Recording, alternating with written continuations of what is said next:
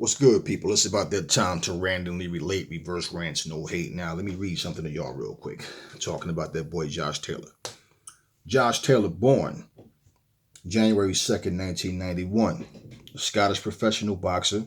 He is a unified light welterweight champion, having held the WBA, Super, IBF, and Ring Magazine titles since 2019.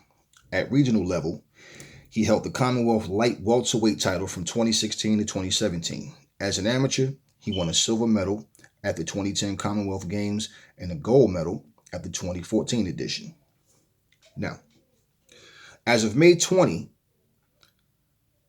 as of May 2020, he is ranked as the world's best active light welterweight.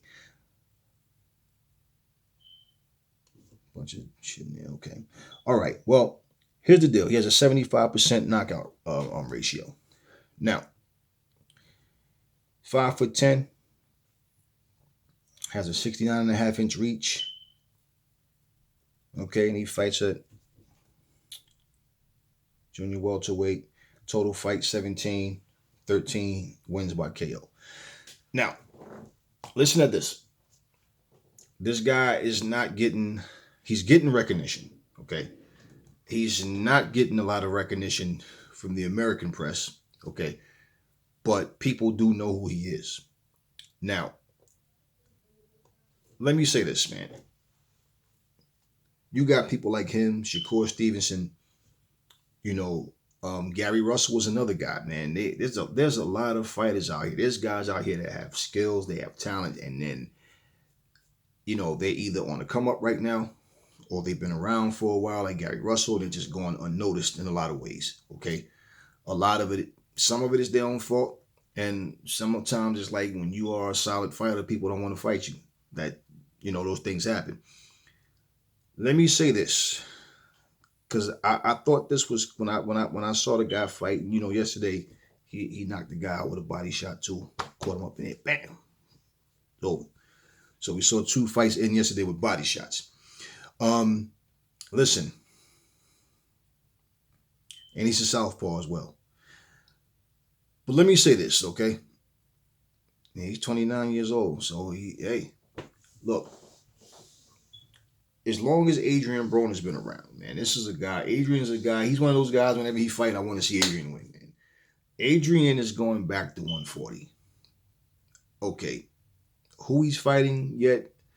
I don't know. Adrien Broner's stock went up, and then it started to juggle, and then it just went down, and he was able to juggle, and it just hasn't went back up, man. Adrien Broner, I mean, when you look at the guys that he's fought and won against, then you look at the very top guys that he lost every one of his top fights, his really top fights, everything he did as a lightweight, most people don't even remember who he beat for the titles. They don't talk about that. I don't believe in all that you're only as good as your last fight. That's some old school cliche bullshit. I mean, I know what they're saying, and it holds some weight at times, but it's not like it's it's just one way, it's just what it is. No, that's just some cliche bullshit. I don't really believe in that bullshit. I mean, you got guys who like your last fight, you might have had a broke hand. Last fight, you might not have been 100%. You might have something that was ailing you that bad that you couldn't win, but you had the heart to go in there. You fought. More than likely, you probably should have postponed, but shit happens, man. You know what I'm saying. Last fight, you might just got your ass whooped. What happens, you might rematch that same person and then whoop that ass. So all that cliche shit I'm not into. But, it's crazy because whenever anybody's talking about Adrien Broner, it's like they're talking about his antics outside the ring. That's Adrian's fault, okay? But Adrien, looking at like, damn, Adrien is the same age as, the Charlos and these guys. That's, he's just, that's right now, that's just getting their recognition. And it's like, Adrien, what happened, man? Like, he has to get back on board, man. Adrien Broner, what I got over was making myself believe he was better than what he is, okay? We believe in Adrien. We see the potential. We see like the skills that was there, and the fact that he had Floyd in his corner and everybody thought he was the, sole heir to the throne and all of that. But Look, and I never try to make a person better than what they are. For a long time, and I'm saying that because for a long time, people were saying, if Adrien can get back to what he was doing, he was, a lightweight. See, Adrien, we need that Adrien back, and it's like that Adrien is gone. Now, if Adrien can reinvent himself and come back and do what he has to do, and I don't mean come back and be the C-class fighter and then start talking shit, then go in there against the A-class and get beat. I'm not talking about that. I'm talking if he can get back to focusing on boxing. Stop all of this bullshit, getting pissed off, ripping money up, throwing it down the toilet, getting yourself locked up, and like all that stupid shit, like that, getting in front of the cameras for the wrong reason. Then all that dumb shit. Always talking about somebody else's fight, but then you go lose your own fight, and just all the crazy shit. I'm retired. I'm rapping now. See all of that shit, man. Is like, what is that? We need to be talking about, like, I would rather be talking about Adrien Broner because he's back in that ring and he's looking impressive. I'm just being straight up all man about it. I don't bite my fucking tongue for nobody. And this is like not meant to bash Adrien Broner. This is basically more of encouragement. Like, yo, stop the bullshit, man. Getting in and handle business. We see more of Adrien Broner just walking back and forth. It's like every time you see him, he's going somewhere, coming from somewhere. What's up with the gym? What's up with your training? What's up with what's up with your boxing career? That's what I don't care about all the behind the scenes shit and all of that. It's like every time, like I said, we go on social media, anything involving Adrien is like always some negative shit, something crazy. You talk about robbing people and all this. Like, this is not shit people are telling me or telling him, her. This is you getting in front of a camera talking crazy. I feel like he let a lot of great years go by doing nothing, man. I mean, it is what it is, man. All this, I'm a rapper, fuck boxing. Oh, you gonna pay me 10 million to get back in? Or I'm not doing it. Like, there's no demand for you, bro.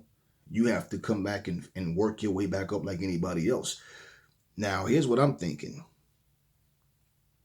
I don't know how hungry Adrien is, how focused he is. I don't know what Adrien is fully capable of doing. Can he tap into that? I mean, this is one of them things when you say you're going to do something and you've done this 4 or 5 times already and you keep coming up short. It's like, okay, you got to show us now. We'll believe it when we see it. Adrien Broner was crushing shit in the beginning, man. After the Maidana loss, that was it. It was like he just wasn't the same fighter. But there's reasons for that. There's things that I see as far as him as a fighter too. I saw his limitations. I could see things in him, like people, got beside themselves and started talking crazy. He's better than Floyd. Yo, he's Floyd with power. He's like, no, this dude is nowhere near as good as Floyd. Stop. Kobe Bryant was closer to Michael Jordan than Adrien Broner is to Floyd, in my opinion. Like, Kobe was that dude too, man. Like, Adrien Broner, he's impressive. He was impressive, but no Floyd Mayweather. And the thing is, he doesn't have to try to be Floyd. He needs to be Adrien Broner. But all of that petty shit, all of the crazy stuff, getting in front of the cameras, just stupid shit, ripping up money, flushed it down the toilet. Like I said, all that crazy shit, man. That's like years go by, and the things you did, 5, 6, 7 years ago, you shouldn't even be mentally. You should be way above that.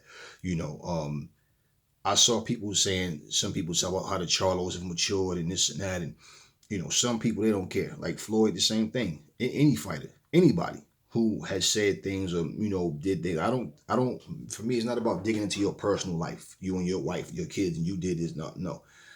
When you get in front of a camera doing dumb shit and then people start talking about it, well, you got to blame yourself for getting in front of the camera doing it. I just don't like harp on it. My thing is, when I see this shit, I'm like, I don't even want to feed into it. I just, tune it right off because that's not what I'm tuning in for. You know what I mean? So, but again, when look at Floyd. Floyd has been on a whole different frequency for like years now. But for people that hate Floyd, which is their own bullshit, but they are harping on what he did years ago or something he said years ago, which has nothing to do with right now. That's with anybody. When people, it's not about trying to make people like you. It's just focus on the boxing, man. You're too grown up for that shit. 30, 31, whatever, 32, too old for that shit, man. Um, I would like to see him get back to winning ways, man. But like the only way you do that is dedicating yourself to this sport. You got to get back in it and you got to make it happen. And I'm thinking about this and why I read this whole thing about Josh Taylor because I'm saying it made me think.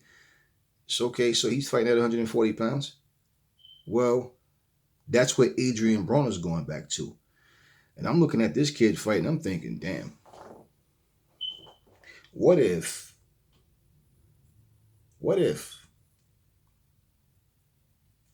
this guy, Josh Taylor, fight Adrien Broner soon?